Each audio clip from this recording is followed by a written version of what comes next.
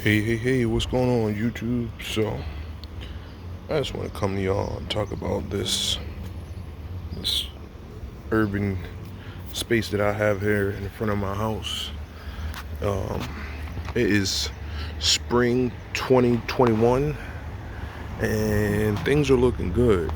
So, in this pot here, I have the two varieties of pansies. I have the black and this periwinkle color.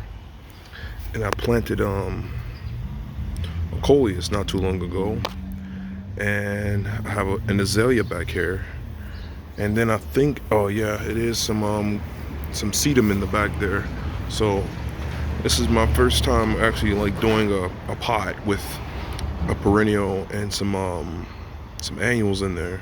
I'm not really into that, but I wanted some color all season. So spring, and then we have the coleus, which will take over here, and then the sedum, which they actually do produce a flower.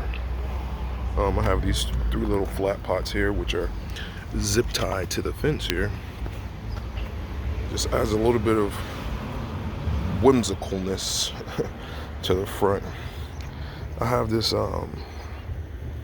it's a holly of some kind, and the leaves are super glossy.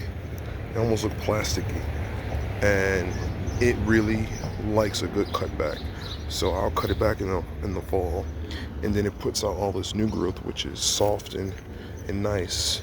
And then the older growth is kind of like a little bit more sturdier and prickly. It has like a little point here on the end here, but this is some type of, I think, barberry bush or something. And there's a rose bush out here. There's a lot of urban noise, so forgive me. But this is the front here. I have the only native cactus to Pennsylvania, which is this prickly pear cactus here. It has a tremendous amount of thorns. That's why it's like put out here. I've been trying to sweep up these maple things from that tree. But yeah, the prickly pear cactus, it's kind of cool. It has a fruit. Then it puts out a little red fruit. There, you can probably see one right there. It's all dried up. It's a weed in the middle of there, but yeah, it's pretty cool. It looks really tattered and beat up in the wintertime, but it perks up and it comes back to life in the spring, and it puts out all of this new growth, as you can see, all over. So that's pretty cool. I just painted this wall about a week ago with this African type print on the wall, just to add some texture and some creativity to the front here. I want to take you up the steps here. I have another pot here which has this stone crop in here, which spills out the pot and it flowers, and it's just quite nice. And then in the other side there is more of the prickly pear cactus. I have a pot here which I planted some nasturtium, and so that should be quite nice for this corner here. This little tiled area right here is these snap together tiles that come from IKEA. I just wanted to add some gray. My color palette is brown, gray, tans, and the gray just worked out quite nice. So that's what's here. And this front area here has had many variations. In this urban environment, you see, my neighbor has a little vegetable garden in front of his house, but my other neighbor decides to store their tires outside in front of their house. But for me, I wanted a little bit of a garden oasis, so I have these boxwood here that I will either topiary or just keep as like little balls, little spheres. I'm not sure. Um, I have a tremendous amount of ground cover. I have this, I believe it's like a pennywort, is what it's been identified as. And creeping Jenny. I have some monkey grass. But I just like how all these textures kind of work with each other.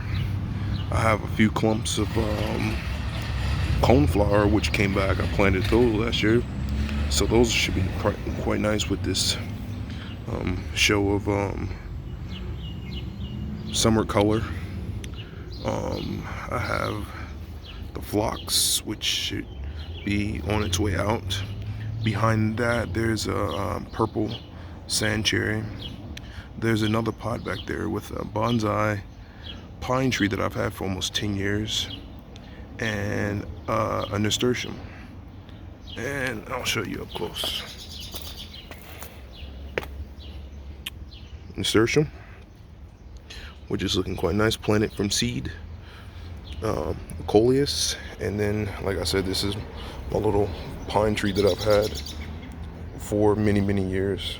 I used to do a lot of camping, and I did a no-no, and I brought back a cutting, and it's been growing in a pot for almost 10 years now. I have my pansies, which were beautiful during the springtime, which will be replaced probably with coleus in the next week or so. I'll pull those out and replace those. I have a pot back here which has a wisteria, which probably needs to be in a different place. I have these creeping, or not creeping, but like spilling type of juniper. I think that's what they are, and that just keeps that area looking like a little something. I have these pussy willow here, and behind that is a magnolia, and that's like serves as a screen for the things that are a little bit unsightly. I have this lemon cypress here. No, lemon something. Lemon. Yeah, lemon cypress. Oh, I second guessed myself. I'm trying to learn all these names and sound cool, like I know what I'm talking about. So I have the lemon cypress. I have the purple sand cherry, which will get a little taller here. Again, there's a bird bath which I installed this year. Birds have spent a lot of time drinking out of this, which is quite nice. Kids love seeing the birds like perch here and then have a little bit of a drink. I have this rose here which I cut back to almost nothing, and it's about to start with its first show of blossoms, and then I'll deadhead it and then it'll do it again. So I'm excited about that rose bush, which just produces all season long. I have this thing here which I forget the name, but it is vining like crazy. It is like, well, I love the variegation of the leaves, but it just spreads all over the place. And I've trained it to kind of like go up this structure here and create a little yard art. And it casts this red shadow which kind of moves as the sun travels, which, you know, I'm always gonna have a little bit of whimsy in my yard. I'm an artist, so I always do a little thing that's something that's a little bit creative. Right in front of this pussy willow here is a patch of zinnias, which should provide some color here. They may get too big and need to be staked up, which at that point I'll probably get like a silver tomato cage and kind of like support them, and I probably will do that now. I just don't like the way that looks. But I know they're going to get really tall, and I don't want them to fall over, so I should find a way to support them there. Again, this is another evergreen that I want to topiary, make just like a little spherical shape here. Beneath that there's some more nasturtium, In a pot behind there is some kale.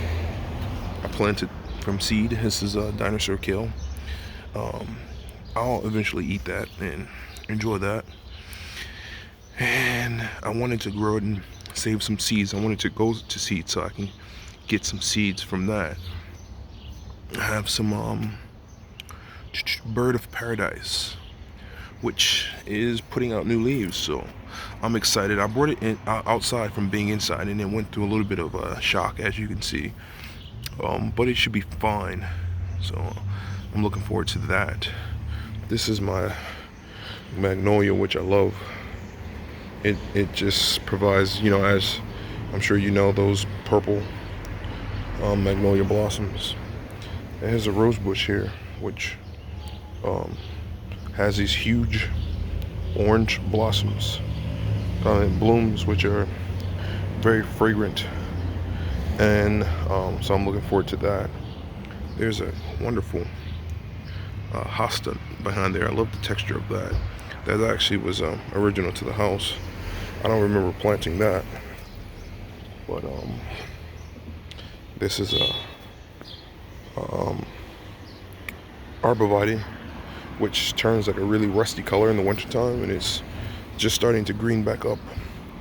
But that adds a lot of structure there too. So once everything gets mature, it'll block out, as you can see, the things that are a little bit unsightly. But that's the front yard. It was grass out here at one time, and I'm not a mower. I don't want to fuss with a lawn and trying to keep a lawn looking great. It's a small space, so I opted to just go for something that I could fuss around with and just enjoy throughout the seasons. So this is it in spring. I will definitely be doing an update as the seasons change. Once it gets summertime. So thanks for watching and happy growing. All right.